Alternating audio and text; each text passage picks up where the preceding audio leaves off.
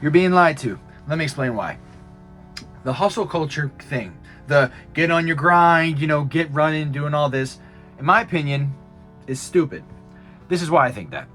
You got people who are saying things like, if you don't work your ass to the bone, you're never gonna make it. You got people saying shit like, get on your grind. Always with your grind. Always your grind. Always grind it. Freaky stuff. Stop grinding. Nobody wants to see you grind. Anyway, I'm not a fan of the... Lost my train of thought there. Come back to me. Right. It's dudes like the gym culture is a great example. You got guys who are like, oh yes, I'm in shape. Let me show you how to get in shape. And some of them are obvious. Some of them are like, here's this super supplement that will burn your weight off. Which, in your mind, you're like, yeah, duh, this super genius drug that's gonna cure me? Okay, get the fuck out of here. People actually believe that shit, but, no hate. If you believe it, I'm sorry. If you ever got pranked. When I was younger, oh my god, there was this dude, I forget his name, but he would, stand there and clearly was on steroids. So unhealthily and unnaturally shredded. Video got cut off because my storage was full, whatever. Anyway, this YouTube ad that would pop up all the time of this guy who was clearly on steroids, very shredded, standing there shirtless, and he would be like, he'd hold up a salad. He'd be like, healthy salad, bad for you. And he would throw it, and he'd be like, this, and it would be like a full, super greasy cheese pizza, and he'd be like, I eat this and look like this, and this is how you can do it too. And then I was 14, what? How? And it was he'd put his mystery drug. So you got people who are doing obvious stupid shit like that.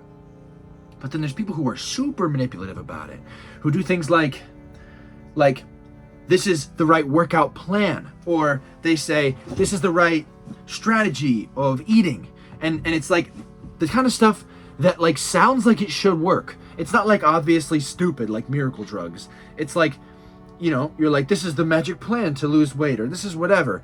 The truth is there is no magic thing, but people think there is, and they trick people, and they get people in these cycles. Look, if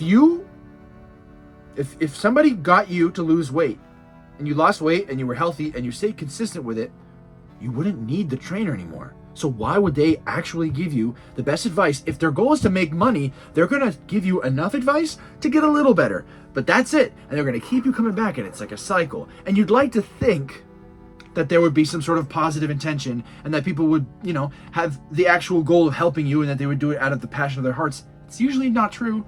And I know that's kind of cynical, but I'm just being honest. So that's just how I see that. But anyway, that's just one example. Oh, I have the wrong name. That's just one example. And I hate when people lie about being natural or not. I like going to the gym. I like lifting a lot, and I've never even taken creatine. Taking creatine is natural, by the way, but I've just I've never don't really do pre-workout, creatine, whatever. I just like to lift, and I look good for somebody who likes to lift. And could I eat up on a program and be shredded? Technically, yeah, sure, whatever. But I also am a human who wants to enjoy his life. But people will make it seem like these guys will be completely not natural, on tons of steroids, and be like, yeah, I work out 5 times a week and I eat pretty healthy and I look like this. Shut up, bro. Shut your ass up, bro. Lying to everybody, piss me off.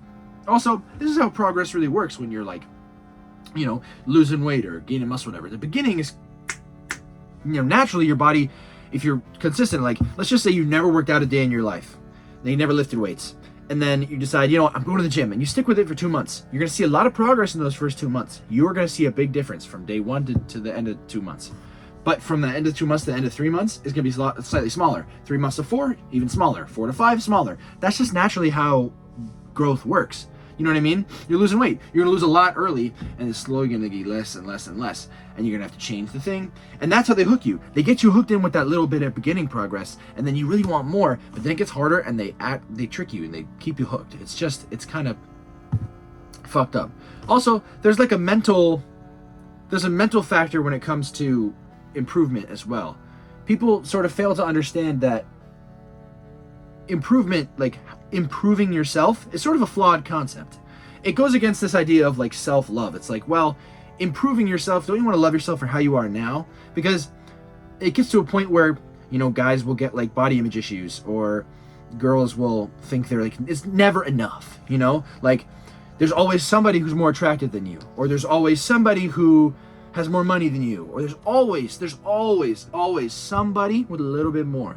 Always somebody with a little bit more. And in your mind, you're like, well, I don't fucking like, there always is somebody with more, better, more, always.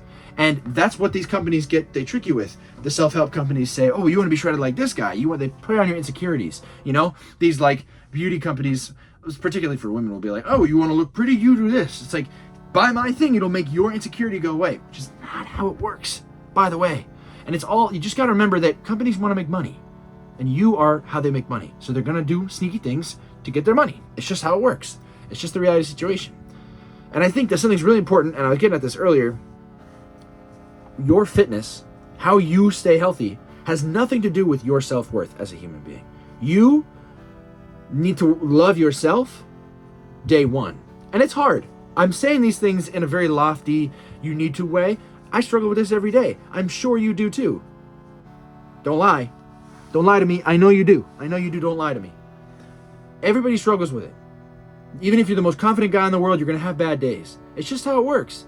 And companies know that, and they prey on you. But what you got to understand is that the way for you to succeed and to be happy through all this is to understand that you are worthy of everything that you want and everything that you need and everything you deserve right now, today, no matter your physical shape, no matter what you've done, what you plan to do, how much money you have, how many friends you have, you know, whatever. Nothing changes the fact that you deserve love today, right now. That's all that matters to me. And to anybody that actually is a good person will understand this. And it's true. Everybody deserves it. You deserve love. I deserve love. Everybody deserves it. And I think that's the solution to these things. That's their way out. You know, people get trapped in these cycles of, I need to get this money, get this whatever.